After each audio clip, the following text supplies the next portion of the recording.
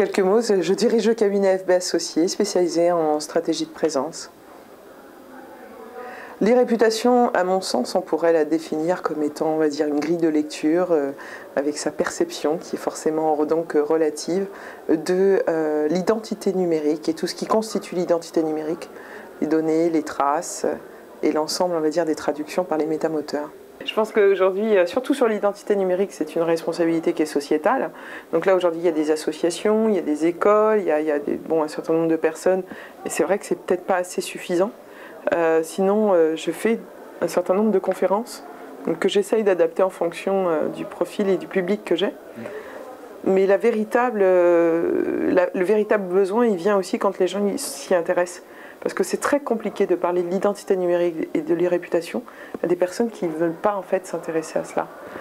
C'est tellement abstrait que finalement ça devient, on va dire, inutile.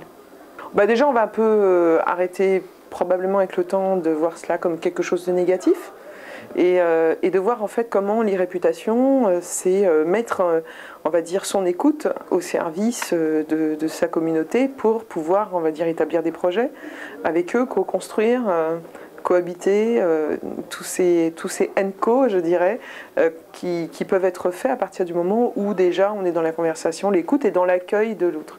Aujourd'hui, l'irréputation est beaucoup vue de manière assez négative et défensive. Voilà, qu'est-ce qu'on va dire de moi, qu'est-ce qui est terrible, etc. C'était justement qu'on pouvait dépasser justement ces aspects techniques et aborder des questions, on va dire, qui sont liées aux questions existentielles.